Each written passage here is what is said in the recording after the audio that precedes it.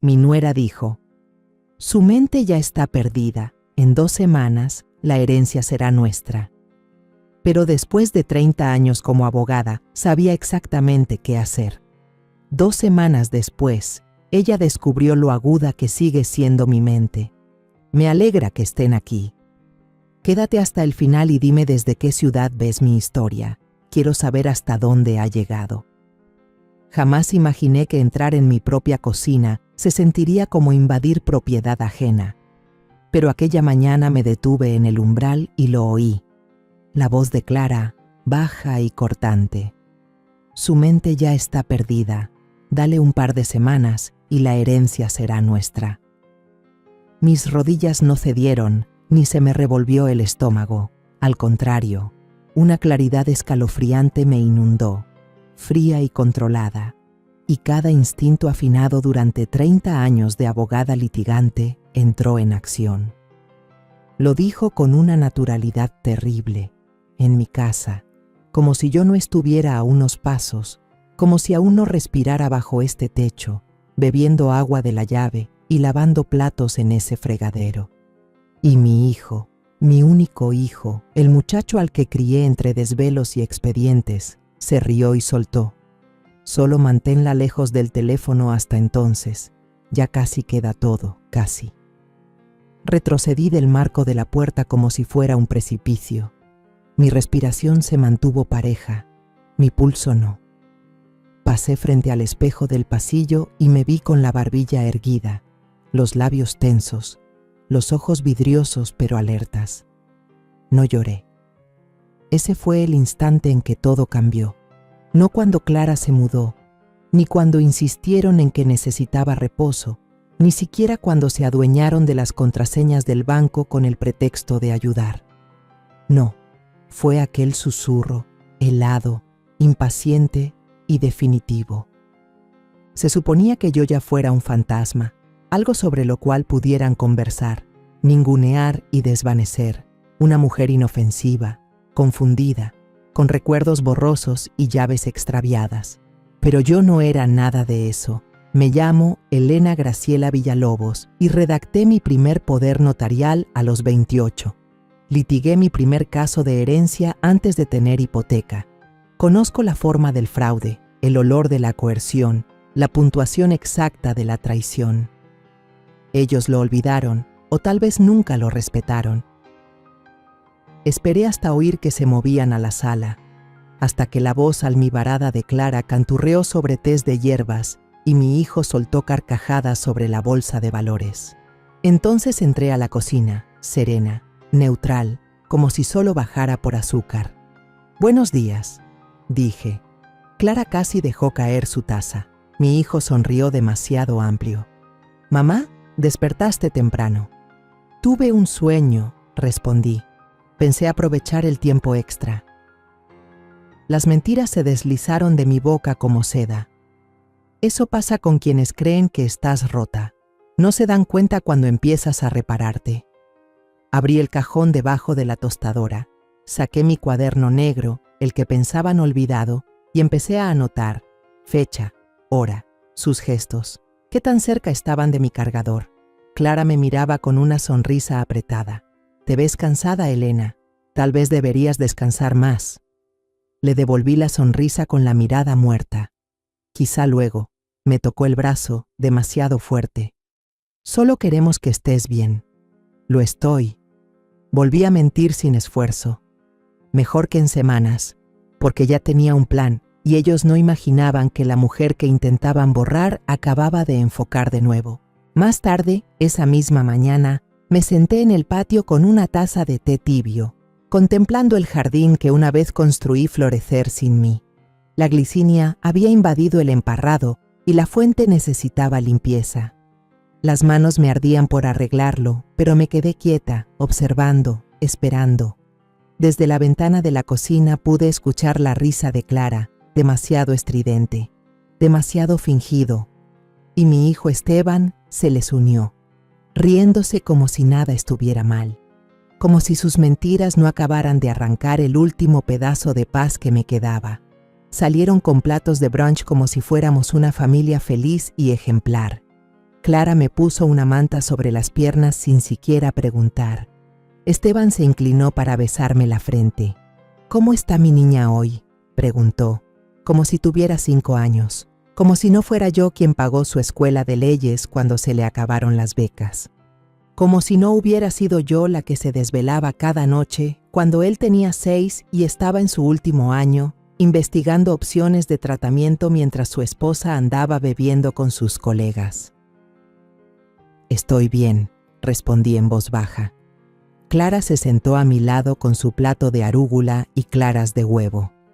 Cruzó las piernas como si se acomodara para ver una función. «¿Sabes?», canturreó, «el doctor. Herrera dijo que tendrías días buenos como este. La lucidez va y viene». Lucidez. Casi me reí. Esa palabra. Esa era su arma ahora, grande, clínica, cargada de implicaciones. Quería que me estremeciera, que preguntara qué significaba, que dejara ver una grieta. Pero no lo hice. Di un sorbo a mi té y la miré directo a los ojos. «¿Y quién es el doctor? ¿Herrera otra vez?», pregunté. Parpadeó. «Tu neurólogo». «Qué curioso», respondí con voz serena. No recuerdo haber dado consentimiento para ningún examen, y menos con alguien llamado Herrera. Esteban carraspeó, moviéndose incómodo en su silla. «Solo pensamos que sería bueno tener una segunda opinión. Después del derrame, las cosas han cambiado». «¿Cambiado?», repetí. Dejé que la palabra flotara en el aire como leche echada a perder. Clara retomó donde él se quedó. «Solo pensamos en lo mejor para ti, Elena. Sabes que no es fácil para las familias cuando la salud se deteriora». Ahí estaba, enmarcado como preocupación, envuelto en lástima, rematado con derecho. Yo ya había visto esta obra antes. Había visto a familias usar empatía fingida para sacar del juego a las matriarcas, manipulando cronologías y, entre comillas, intenciones para redibujar legados completos. Nunca imaginé que la mía haría lo mismo. ¿Cuándo dejó mi hijo de verme como su ancla y empezó a verme como una carga? Ellos pensaban que ya estaban ganando. Lo veía en la forma en que Clara levantaba apenas el mentón al mencionar los estados de cuenta, en la risa suave de Esteban cuando preguntaba por correspondencia que no había visto en semanas. Pensaban que ya estaban a medio camino. «Gracias», dije en voz baja, sonriendo como una abuelita que no sabe nada. «Por cuidarme también». Clara sonrió orgullosa. Esteban parecía aliviado, y en ese momento me convertí en la sombra perfecta de sus expectativas. Dejé que creyeran que era blanda. Dejé que pensaran que era demasiado lenta para entender lo que pasaba. Dejé que siguieran su farsa una semana o 2 más, porque cuando regresara no vendría con preguntas. Vendría con hechos, declaraciones juradas, firmas, órdenes judiciales. Terminé mi té y me levanté despacio, con una mano apoyada en el respaldo de la silla para darle dramatismo. «Voy a recostarme», dije, y lo hice. Pero solo el tiempo suficiente para abrir el cajón de mi buró y sacar el viejo archivo marcado E.G. Villalobos, contingencia. Ellos querían que me fuera en 2 semanas. A mí me bastaban 10 días. Empecé a notarlo como un mes después del derrame, los cambios sutiles, cómo Clara empezaba a contestar el teléfono antes de que yo pudiera, cómo el correo llegaba ya abierto, acomodado en pilitas educadas al lado del frutero intacto. Ella lo llamaba ayudar, pero se sentía como administrar. Al principio pensé que estaba siendo paranoica, hasta que Esteban lo dijo en voz alta. «Deja que Clara maneje los pagos, mamá». Lo dijo mientras se sacudía migas del pantalón sin levantar casi la vista del teléfono. «Deberías estar descansando, relajándote». Yo apenas había preguntado por un documento fiscal, uno que debía haber llegado a mí, uno que nunca vi. El control se fue escurriendo de a cucharaditas. Un día desapareció mi chequera. Clara dijo que la había guardado en un lugar seguro. Mi iPad se bloqueó con una contraseña que no recordaba haber puesto. De pronto, Clara era la que confirmaba mis citas médicas. A mí solo me llevaban. Si intentaba tomar las riendas de mi propia vida, lo llamaban estrés. Si cuestionaba algún cambio, decían que estaba confundida. Si me defendía, entonces era que estaba alterada. Y todo eso lo anotaban. Clara empezó a llevar un supuesto diario de salud. La primera vez que lo encontré fue en el cajón de la cocina, escondido detrás de las tijeras, abierto, con notas en tinta roja, escritas con urgencia. Misma pregunta repetida 3 veces, posible pérdida de memoria, confusión sobre el horario de los medicamentos, observar de cerca, se mostró irritable durante el desayuno, considerar ajuste en estabilizadores de ánimo. Me quedé mirando esa letra durante largo rato. Luego cerré el diario y lo dejé exactamente donde estaba. Estaban armando un expediente, y se suponía que yo debía estar demasiado nublada para darme cuenta. Pero lo que no sabían era que yo ya había llevado casos de tutela legal con personas mayores. Había estado al lado de clientes a los que les arrebataron todo, con el pretexto de protegerlos. Las familias rara vez eran crueles a la vista. No, eran cuidadosas, hablaban suave, usaban la ley. Sonreían mientras firmaban los papeles que te quitaban tus derechos. Te besaban la frente y lo llamaban amor. Clara no era distinta, no gritaba, susurraba, no imponía, aconsejaba. Construyó a mi alrededor un muro de cortesía tan alto que ni siquiera Esteban notó que era una jaula. Y Esteban, ay Esteban, antes pensaba que su peor defecto era la cobardía, pero ahora veía algo peor, la complacencia. Le gustaba la comodidad, que Clara se encargara de todo, no tener que cuestionar sus decisiones.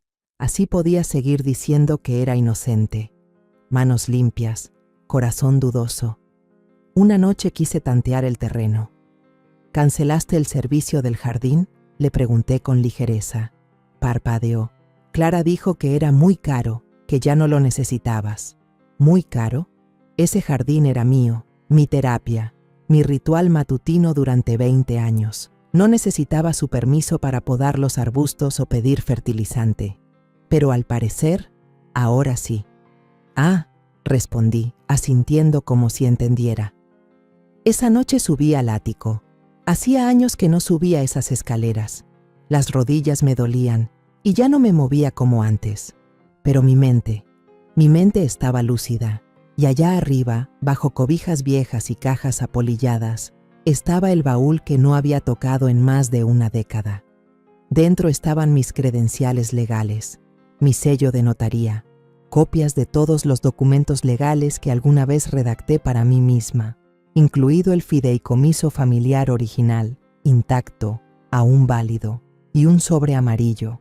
Adentro, una lista de antiguos colegas. 3 declaraciones juradas de clientes que guardé como material de enseñanza, y una ficha desgastada que decía, con letras negras y firmes, por si olvidan quién eres. Me senté ahí mismo, en el suelo del ático, y empecé a leer. Pensaban que estaban reescribiendo mi historia. Se les olvidó que fui yo quien la escribió primero. 2 días después, revisé el montón de correspondencia. Clara, una vez más, me la había reunido con su típica sonrisa ladeada. Esa que intentaba decir, te estoy haciendo un favor, cuando las dos sabíamos que me estaba hundiendo. Nada importante, canturreó. Puras cosas aburridas. Me la llevé a mi habitación, cerré la puerta y la aseguré con llave. Eso era nuevo. Nunca había cerrado con llave en mi propia casa, pero ahora cada puerta se sentía como una última defensa. Entre ofertas de tarjetas de crédito y papeles de seguros, ahí estaba. Un sobre color crema con la dirección de remitente en dorado relieve del bufete que usé para mi testamento antes de jubilarme. Dentro había una carta de confirmación de un notario que no reconocía y grapada en la parte de atrás, una copia del fideicomiso actualizado. El papel crujió al desplegarlo. Mi nombre seguía ahí, pero en pasado. Ahora el fideicomisario era Esteban Villalobos, con Clara Villalobos como sucesora. Mi antiguo título, constituyente y fideicomisaria original, Estaba tachado y anotado con una fecha que caía 3 semanas después de mi derrame. Me quedé mirando la firma al pie del documento. Elena Graciela Villalobos. Parecía mía, casi perfecta. Los bucles estaban bien. La cola de la W bajaba exactamente como yo la hacía, pero la presión era demasiado ligera. Mi G siempre fue más redonda. Quien lo hizo era bueno, muy bueno, pero no lo suficiente, porque conocía esa firma como conozco mi propio reflejo. Y esto era una imitación. Pasé décadas redactando documentos, revisando contratos, detectando inconsistencias que otros pasaban por alto. ¿Esto? Trabajo amateur envuelto en falsa seguridad. Di vuelta a la hoja. Un sello notarial. Nuevo. Con fecha. Oficial. No conocía a ese notario.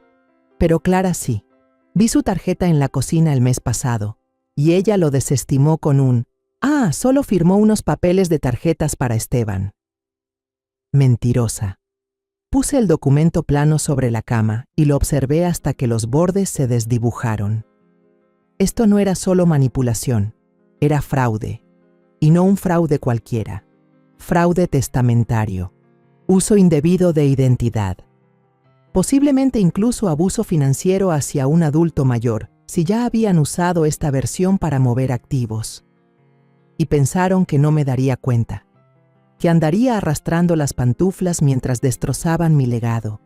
Me temblaban las manos, no de miedo, sino de rabia. No por lo que hicieron, sino por lo poco que pensaron de mí al hacerlo. Cuando Clara tocó mi puerta más tarde, preguntando si necesitaba ayuda con la cena, no levanté la vista de lo que escribía. No, respondí con suavidad. Estoy trabajando en algo. Ella se quedó un momento. ¿Segura? Te ves cansada.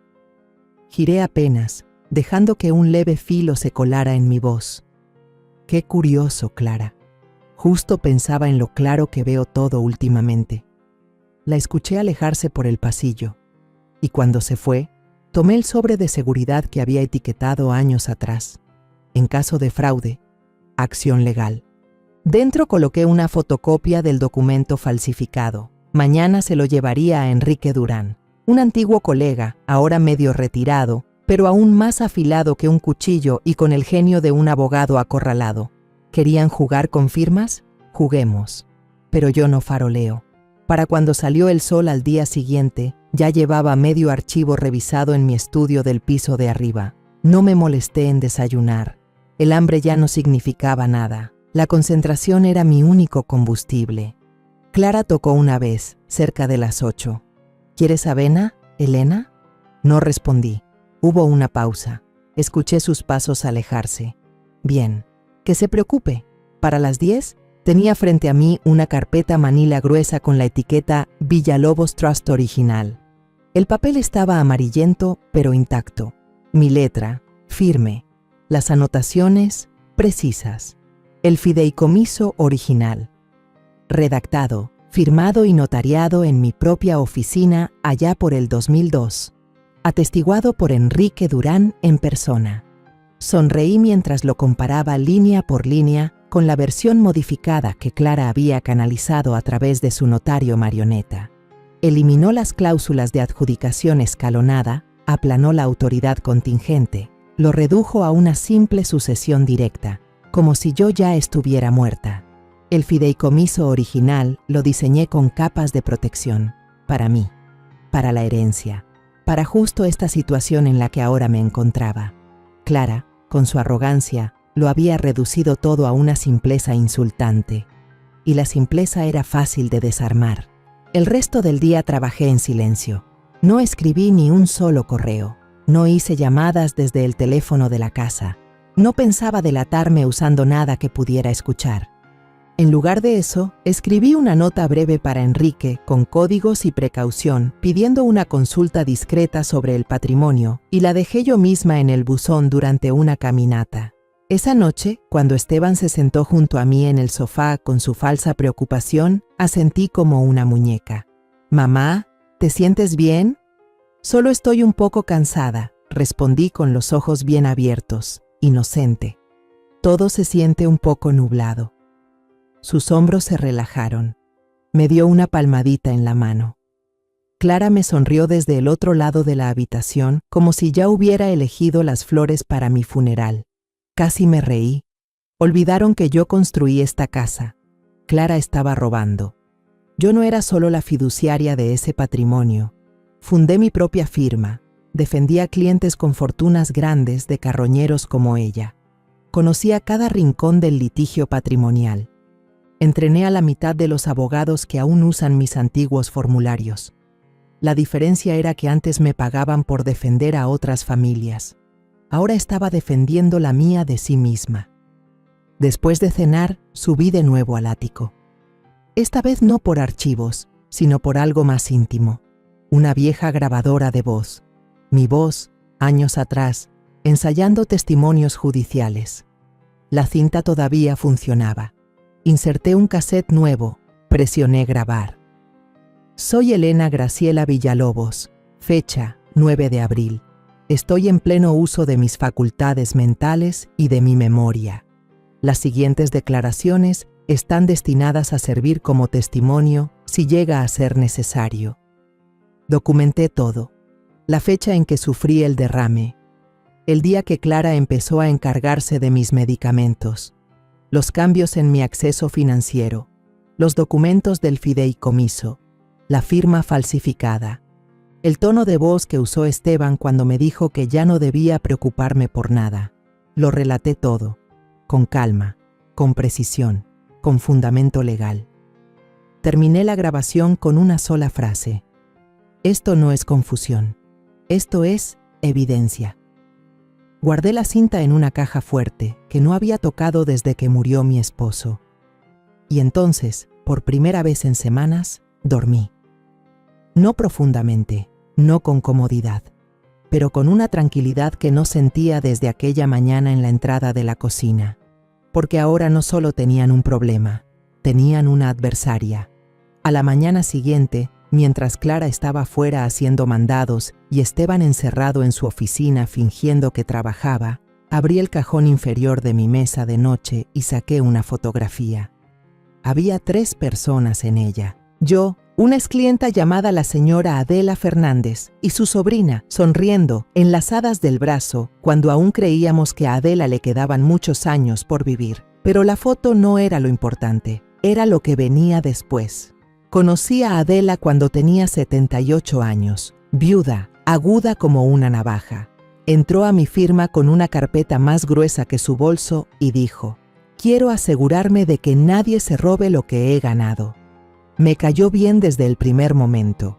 Preparamos todo: fideicomisos, poderes médicos, protección inmobiliaria. Todo quedó sellado herméticamente. Pero luego su sobrina se mudó con ella. Empezó a contestar su teléfono, a faltar a citas, a no pasar mensajes. Pronto Adela dejó de presentarse. Cuando finalmente reapareció, estaba pálida, delgada, confundida. Su sobrina había tomado el control de sus medicamentos, convencido a 2 médicos de redactar informes de deterioro cognitivo. Incluso obligó a Adela a firmar nuevos documentos guiándole la mano. Literalmente. Tomé el caso y logré revertir todo. Pero Adela no vivió mucho después. Su herencia pasó de forma correcta, pero no antes de que pasara el último año de su vida dudando si estaba perdiendo la razón o si alguien se la estaba robando. Ese caso me persiguió, y ahora era mi realidad. La versión del robo de Clara no era ruidosa ni caótica. Sonreía mientras recortaba. Le decía a Esteban que yo estaba declinando. Controlaba mis medicamentos. Mencionaba doctores con los que yo jamás había hablado. Ella nunca dijo: «Dame el dinero». Lo que dijo fue: «Vamos a simplificar, simplificar». Esa era la palabra favorita de los que abusan. Más fácil, más callado, más suave, hasta que mirabas a tu alrededor y te dabas cuenta de que todo lo que eras había sido absorbido por el control de otra persona. Número. Guardé la foto de Adela de nuevo en su carpeta y me puse de pie. Era momento de documentarlo todo, igual que lo hice por ella. Esa tarde tomé un taxi, sí, un taxi. porque Clara, de manera muy conveniente, había perdido mis llaves la semana pasada y visitado una clínica psiquiátrica privada en el centro. No llamé antes. Entré directo, con el abrigo abotonado y mi identificación en la mano. «Quiero una evaluación cognitiva», dije. La recepcionista parpadeó. «¿Tiene usted una referencia?» «Tengo licencia», respondí, mostrando mi credencial de abogada, «y el derecho de solicitar una evaluación». Ella asintió de inmediato. El doctor Sims era joven, demasiado joven, pero inteligente. Lo supe por cómo cambió la línea de preguntas cuando entendió quién era yo. Me hizo enumerar precedentes en orden inverso, resolver operaciones matemáticas, asociar palabras, recordar patrones. Cuando terminamos, me miró con verdadera curiosidad. «¿Por qué la prueba, si no es indiscreción?» Sonreí. «Solo estoy dejando constancia de algunas cosas». Se ofreció a redactar un resumen notariado y enviarlo a quien yo indicara. Le dije que pasaría por él la próxima semana. Notariado, sin filtros, independiente. Otro ladrillo en el muro que estaba construyendo, fuerte, silencioso, deliberado. Cuando llegué a casa, Clara ya estaba allí. Me preguntó cómo me fue en mi paseo. «Encantador», respondí, colgando mi abrigo en la silla. Tomé aire. Aclaré mi mente. Sonrió. «Qué bien».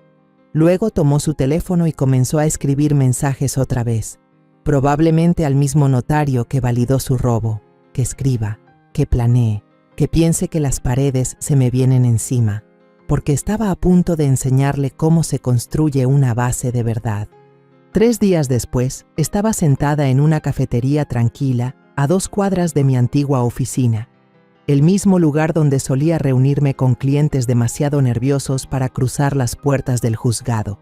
Elegí una mesa en la esquina, espalda a la pared, vista hacia la salida. Viejas costumbres. Aún las tenía. La campanilla sonó y entró Enrique Durán. El mismo gabán, la misma leve cojera de la lesión de tenis que nunca dejó sanar. Pero su mente seguía siendo un bisturí. Me miró, ladeó la cabeza. «Te ves fatal». Sonreí. «Deberías ver al otro». No perdimos tiempo. Le entregué la carpeta, el fideicomiso falsificado, la evaluación psiquiátrica, la declaración jurada grabada y mis documentos originales del patrimonio. Los hojeó en silencio, asintiendo una vez, luego otra. Igual que en los juicios, cuando ya sabía cómo iba a terminar todo, pero dejaba que la parte contraria cavara su propia tumba. «Clara es buena», dijo al fin, «pero no lo suficiente. Esto es torpe, apresurado, codicioso». «Ella cree que le queda poco tiempo», dije. «Están empujando con prisa.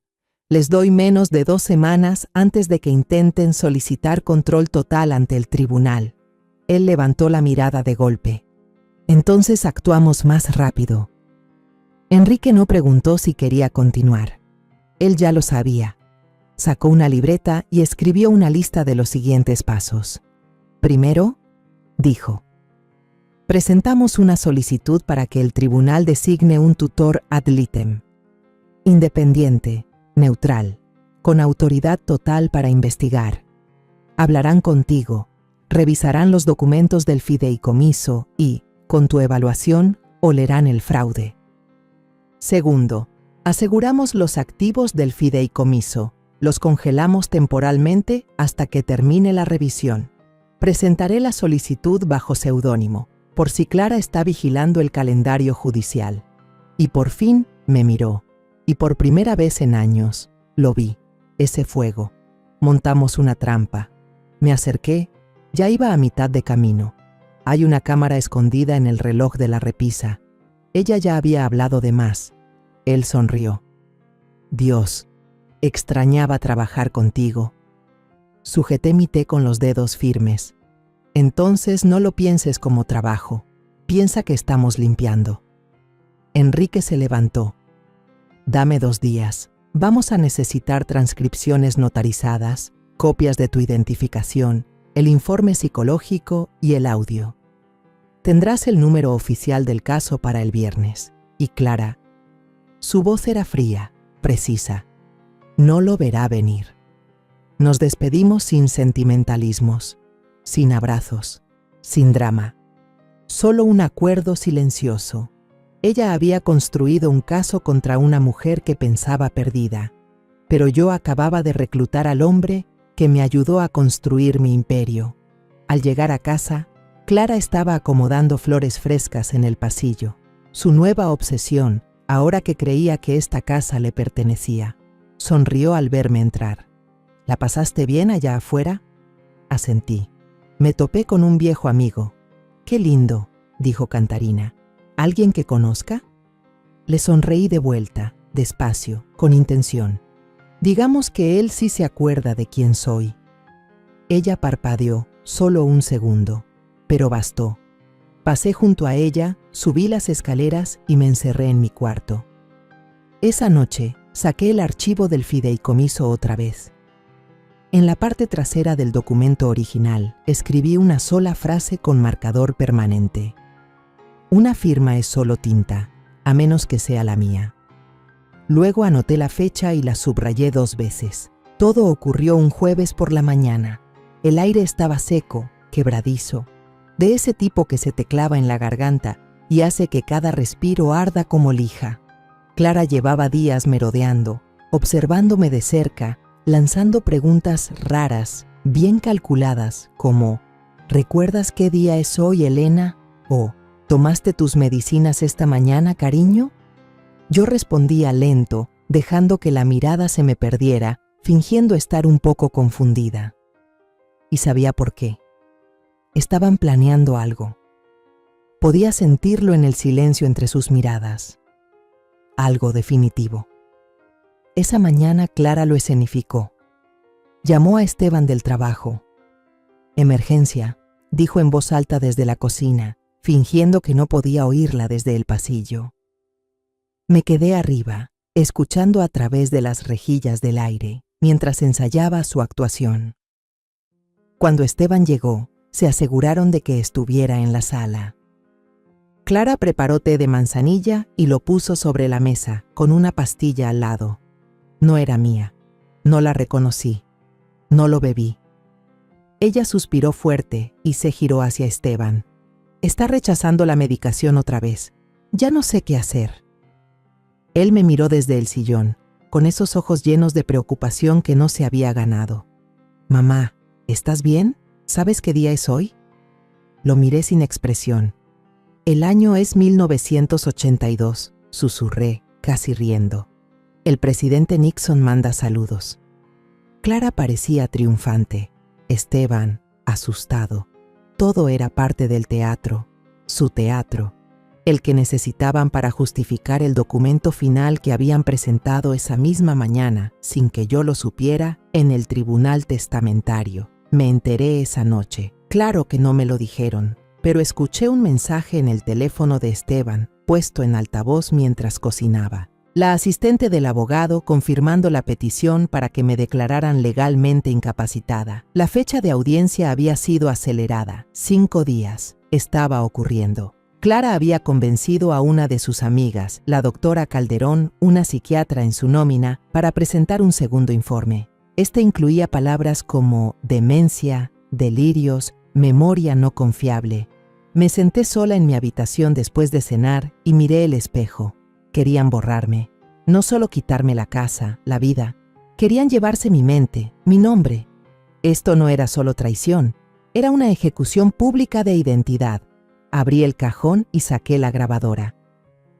«Esta es Elena Graciela Villalobos», dije con voz firme.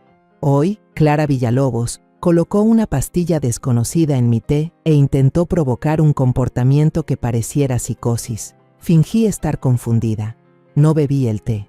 El incidente fue presenciado por Esteban Villalobos. La pastilla sigue en la taza, intacta, y será guardada para análisis. Coloqué la taza, aún llena, en una bolsa plástica sellada.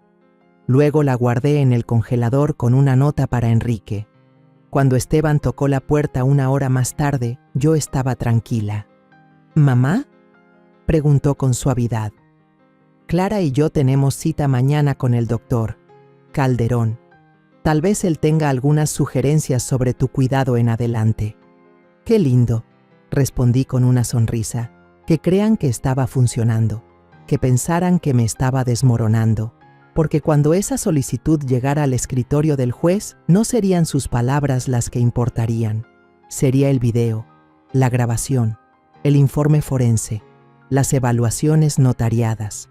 Pasé los siguientes 2 días fingiendo olvidar. Dejé que se me quemara la avena. Llamé al perro con el nombre de mi piano de la infancia. Me quedé mirando la televisión cuando ni siquiera estaba encendida, y ellos se lo creyeron. Clara se paseaba por la casa con un entusiasmo enfermo. Chasqueaba la lengua y susurraba cosas como «pobrecita», lo bastante fuerte para que yo escuchara. Esteban no dejaba de frotarse la nuca y mirar hacia otro lado. No quería saber hasta dónde había llegado esto. Solo quería que terminara. Así que les dejé pensar que sí, que todo terminaría. Pero detrás de todo, mis manos ya estaban en movimiento. Usé una vieja laptop que ellos no sabían que guardaba cargada en el mueble de costura, sin apps, sin historial, sin cuentas sincronizadas. Envié un mensaje a través de un portal encriptado a Enrique. Proceder con el trámite, usar alias, todo el material listo para recoger, plazo, 4 días. Luego di el segundo paso. Me comuniqué con mi ex socia del bufete, no desde mi celular, sino desde el teléfono público frente a la farmacia, 3 cuadras más allá. Le dije solo lo necesario, que necesitaba que se asignara un tutor ad litem de inmediato bajo una petición anónima. No hizo preguntas, me debía demasiado. Esa noche planté la semilla. Durante la cena, me giré hacia Clara y pregunté, ¿tú crees que Esteban va a estar bien cuando yo ya no esté? Parpadeó. ¿Irte a dónde? Oh, sonreí con suavidad. Solo siento que algo se acerca, como si todo se adelgazara, como si el mundo me estuviera envolviendo. Sus ojos brillaron, codiciosos. ¿Y desde cuándo sientes eso? Desde que comenzaron los dolores de cabeza. ¿Recuerdas los dolores de cabeza, verdad? Vi cómo le cambiaban las pupilas. Jamás me había quejado de dolores de cabeza. No cayó en el anzuelo, pero la angustia ya le subía por la garganta. Esteban me miraba con una culpa que no sabía esconder. «Vamos a ayudarte, mamá», asentí dulcemente. Lo sé, siempre lo hacen.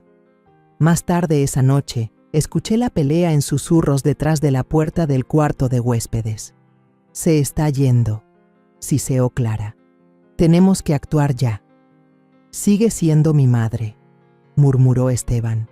«Entonces, deja que muera con dignidad y sin arrastrarnos a un infierno legal», soltó Clara. Apoyé la cabeza contra la pared y escuché el sonido de mi hijo tragándose la vergüenza. A la mañana siguiente llegó la carta, entregada en mano, certificada, inconfundible, una fecha de audiencia, tutela legal, 5 días. Les dejé que me lo contaran. Dejé que Clara sostuviera el sobre como si se tratara de un anuncio trágico de la reina. Dijo en voz baja, «Es solo un trámite, Elena, solo para protegerte. No tengas miedo». Parpadeé lentamente, con los ojos lo bastante húmedos para que se relajara. Esa tarde, mientras ellos estaban en su cita, Enrique llegó en un sedán sin distintivos. Nos encontramos en el garaje, abrió su portafolio y me mostró lo que habíamos armado. La oposición formal con evaluación psiquiátrica adjunta, pruebas de audio, declaración cronológica jurada y video de cámara oculta. Clara murmurando. No va a durar ni un mes mientras se acomodaba la blusa frente a mi espejo. «Esto», dijo Enrique, «es un clavo en su ataúd. ¿Lista?» Asentí. «Que construyan la horca. Yo llevaré la cuerda». Sonrió, luego me entregó la última pieza. Una carta notariada declarando que estoy plenamente competente y solicitando una investigación inmediata por fraude a persona mayor. Cuando Clara regresó, yo estaba viendo Jeopardy y tomando té que yo misma había preparado. No dormí esa noche, no por preocupación, sino porque estaba escribiendo. 14 páginas. cada línea tallada con esa claridad que no se puede fingir, la clase de claridad que solo se gana al haber sido enterrada viva y abrirse paso con las manos desnudas. Me senté en mi viejo escritorio, ese que arrinconaron como si fuera una reliquia de museo. La lámpara zumbaba con un murmullo bajo y el aire olía a polvo y a una rabia contenida. La declaración jurada comenzaba con la verdad. Yo, Elena Graciela Villalobos, en pleno uso de mis facultades mentales, presento este testimonio personal en respuesta a la petición que alega mi incapacidad mental. Después venía todo lo demás, detallado, con fechas, desenredado. Describí el derrame cerebral, la recuperación y la repentina avalancha de ayuda por parte de Clara. Cómo se encargó de mis medicinas, cómo interceptó mi correspondencia, desvió mis llamadas, cómo usó palabras como seguridad y simplificar para construir a mi alrededor un muro que ni siquiera Esteban supo ver. Escribí sobre el fideicomiso falsificado, la caligrafía que imitaba la mía, pero no lograba captar su peso real, la forma en que la G de Graciela se curvaba antes de tiempo, el notario cuyo sello fue comprado, no ganado. Incluí un índice completo de hechos. El día que se apoderaron del talonario, la mañana en que puso una pastilla no recetada en mi té, el momento en que susurró 2 semanas en mi cocina, cada afirmación respaldada por grabaciones, videos, testimonios presenciales, mi evaluación psiquiátrica, las notas del tutor legal. No escribí con emoción, escribí con la ley, pero en el último párrafo me permití una verdad personal. Una vez fui la albacea de esta familia, después me convertí en su fantasma. Ellos creyeron que mi silencio era rendición, pero yo no estaba perdida. Estaba observando, documentando, preparándome. Y ahora le pedí al tribunal que hiciera lo que yo no podía mientras seguía atada por la cortesía, que eliminara la amenaza desde dentro de mi propio hogar. Lo imprimí en papel de lino, lo firmé con una pluma que no había tocado en años, la de mi padre, la que me regaló cuando pasé el examen de abogacía. Mi mano no tembló ni una vez. Cuando Enrique vino a recogerlo en la mañana, se quedó un largo rato leyendo el último párrafo. Luego me miró y dijo: «Aún tienes fuego dentro, Elena». «No», corregí, «lo que tengo es precisión». Sonrió. «Audiencia en 2 días». Asentí. «No los desperdiciemos». A la mañana siguiente, Clara preguntó si quería revisar mis medicamentos con ella. Sonreí, dulce como siempre. «Claro». Los colocó sobre la mesa. 3 pastillas que no reconocía. «¿Y esta cuál es?», pregunté. Ella dudó, apenas un segundo. «Ah, solo un sedante leve». Indicación del doctor, asentí, y con cuidado le devolví las pastillas. «Tómala tú entonces. Vamos a ver qué tan leve se siente». Me miró fijamente. Algo en sus ojos titiló. ¿Pánico, quizá? ¿O darse cuenta? No parpadeé. Ese día le escribió a Esteban más de lo habitual. El teléfono casi no se despegó de su mano. Murmuraba en el patio mientras fingía regar unas plantas que no había tocado en semanas. Podía sentir el cambio. Siempre lo sienten. Justo antes de la caída, creen tener todos los hilos en la mano, hasta que se dan cuenta de que cuelgan de ellos. Y yo solo tiré lo suficiente para apretar el nudo. Los invité a cenar un domingo. Clara se iluminó como si le hubiera ofrecido un premio.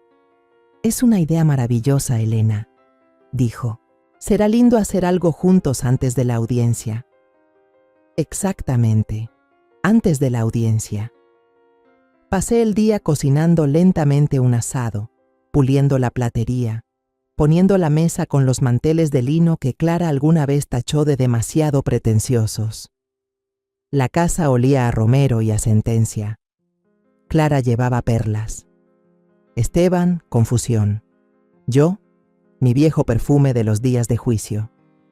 Nos sentamos, intercambiamos cortesías forzadas, y cuando sirvieron el vino, Clara carraspeó como si fuera a dar un brindis. «Traje algo», dijo, sacando una carpeta de su enorme bolso. «Solo unos documentos finales para facilitar las cosas después de la audiencia». La colocó al lado de mi plato como si fuera un postre. Dentro, un testamento nuevo, todo mecanografiado, convenientemente desprovisto de los matices del original. Le dejaba todo a Esteban y Clara, sin menciones a fundaciones, a organizaciones benéficas, ni a Luz, la hija de mi difunta hermana. Sin condiciones, sin protecciones. Solo una línea al final, firmado en pleno uso de sus facultades mentales por Elena Graciela Villalobos. Ella creía que estaba firmando el tiro de gracia. Lo que no sabía era lo que se escondía bajo el mantel, justo debajo de mi silla. Una pequeña grabadora digital, ya encendida. También bajo la mesa, un sobre cerrado y notariado. Dentro, una copia del fideicomiso verdadero, mi declaración jurada, y una carta dirigida al juez Fernando, archivada esa misma mañana a través del despacho de Enrique. Pero yo seguí el juego. Abrí la carpeta y la hojeé. Dije, fingiendo desconcierto. ¿Hiciste todo esto tú sola? Clara sonrió con modestia. Tuvimos un poco de ayuda, pero sí. ¿Y quieres que firme esto?, pregunté, ladeando la cabeza. Si te sientes con ánimos, dijo, demasiado rápido. Claro que sí, respondí. Tomé la pluma, esa que ella había traído, con barniz negro elegante, probablemente grabada con las iniciales de Esteban. La hice clic una vez, luego otra y otra más, 3 veces con toda intención. Era la señal que Enrique y yo habíamos acordado. Si algo se salía del plan, se activaba la segunda opción, pero nada saldría mal, porque estaban demasiado seguros, demasiado confiados para sospechar una sola cosa.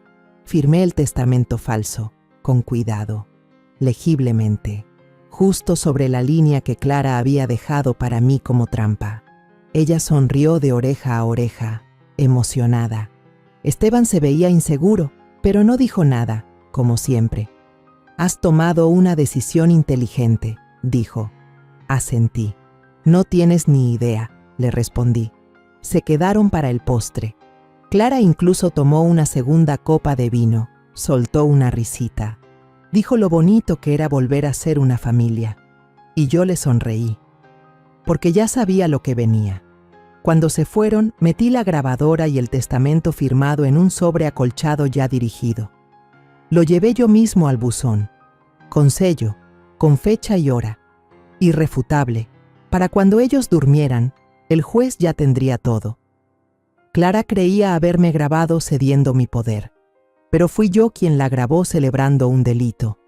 Y el lunes, el tribunal no necesitaría mucha persuasión. La firma era mía, pero la decisión fue de ella, y acababa de elegir mal.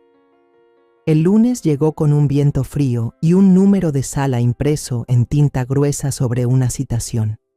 Clara vestía de azul marino, un saco demasiado rígido para alguien que se dice cuidadora amorosa. Entró al juzgado como si fuera a recibir un premio. Esteban la seguía, pálido y con los labios apretados.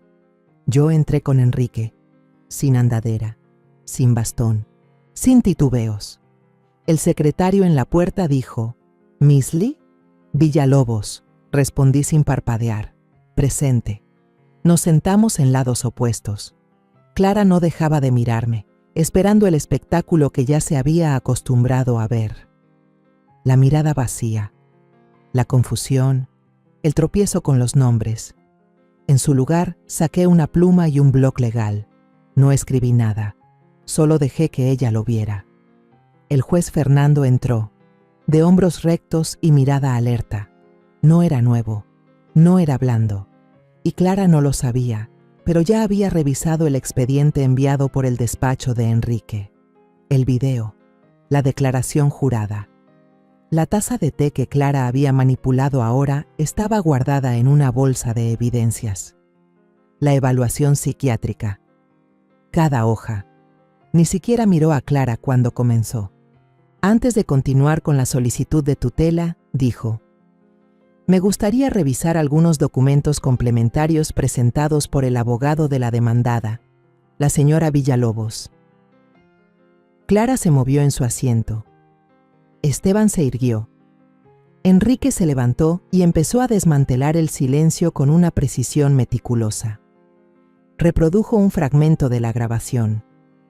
Solo un pedazo. La voz de Clara retumbó por los altavoces del tribunal. No aguantará ni el mes. Solo fírmalo. Ella jamás lo va a impugnar. El silencio cayó como una losa. El rostro de Clara se puso pálido.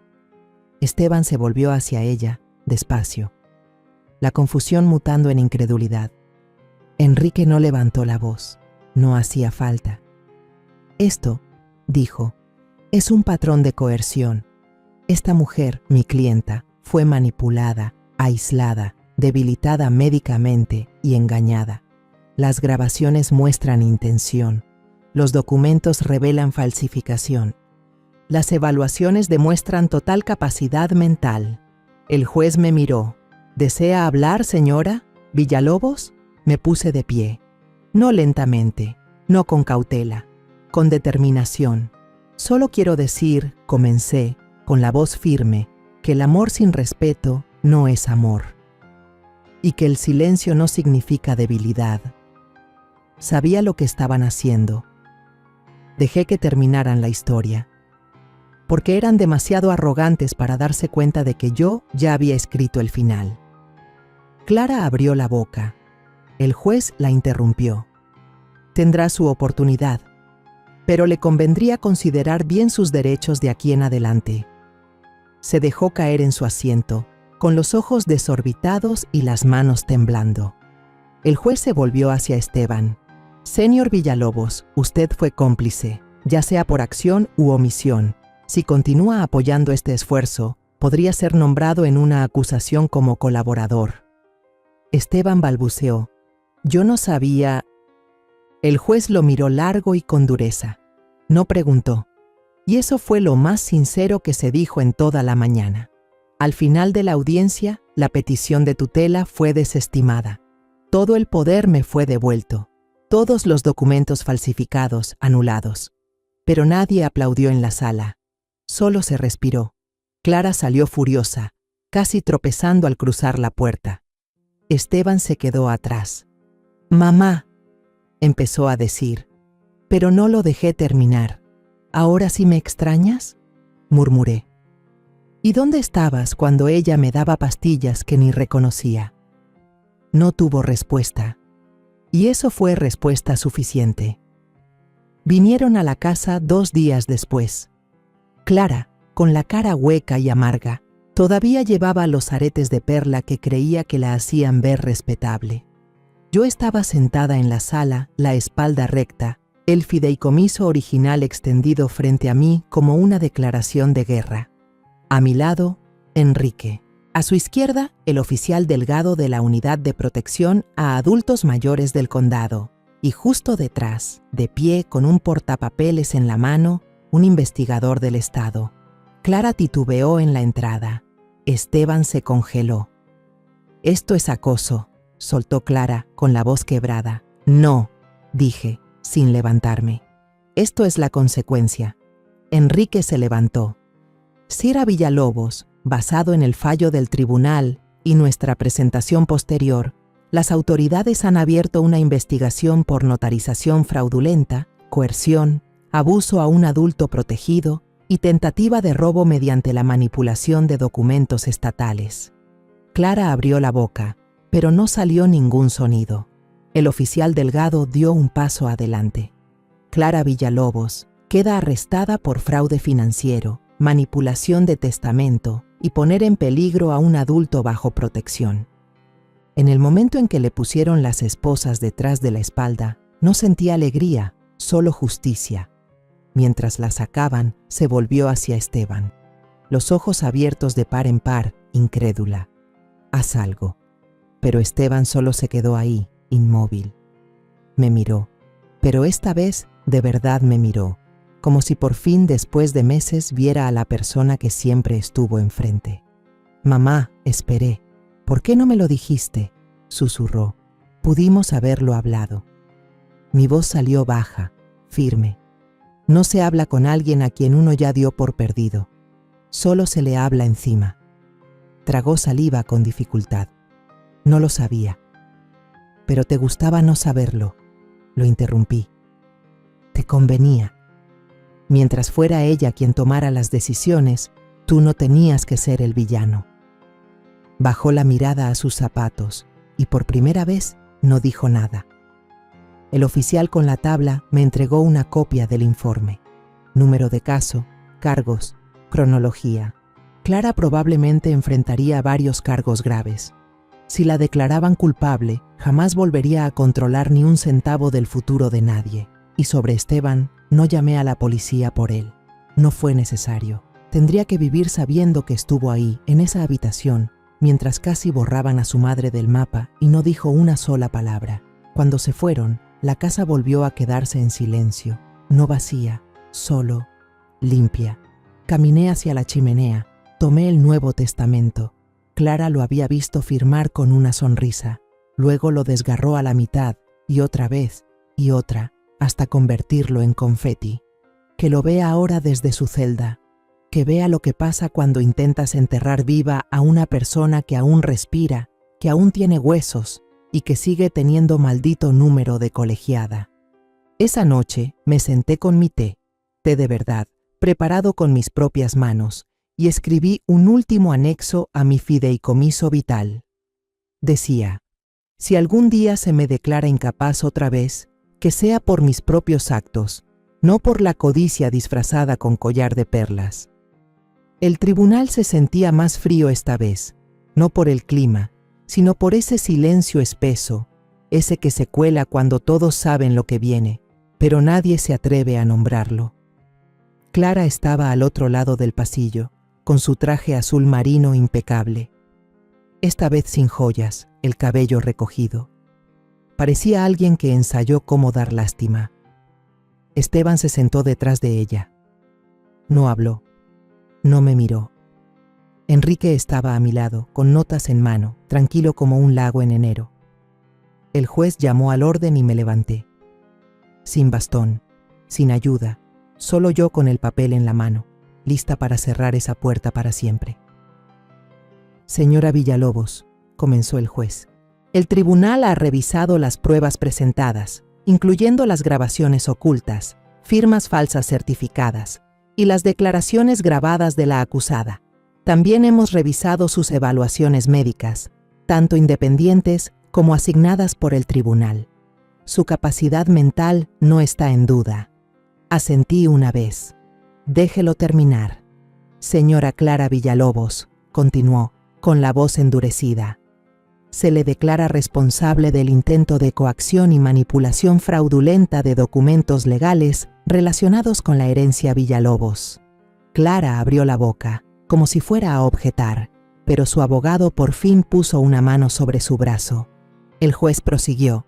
Aunque la sentencia quedará a cargo del Tribunal Penal, este Tribunal de Sucesiones dicta lo siguiente. Todos los documentos falsificados quedan anulados. Se restablece el fideicomiso original. Se le prohíbe acceder, asesorar o influenciar cualquier decisión sobre el patrimonio de Elena Graciela Villalobos. Volteó hacia mí de nuevo. ¿Desea decir algo? Di un paso al frente. Sostuve el papel sin mirarlo. Ellos amaban más mi dinero que a mí, dije. Y cuando creyeron que podían tener ambas cosas, intentaron borrar lo único que aún me hacía peligrosa. Mi mente. Clara se estremeció. Afiné la voz. No estoy furiosa porque intentaron quitarme la casa. Estoy furiosa porque pensaron que no me iba a dar cuenta.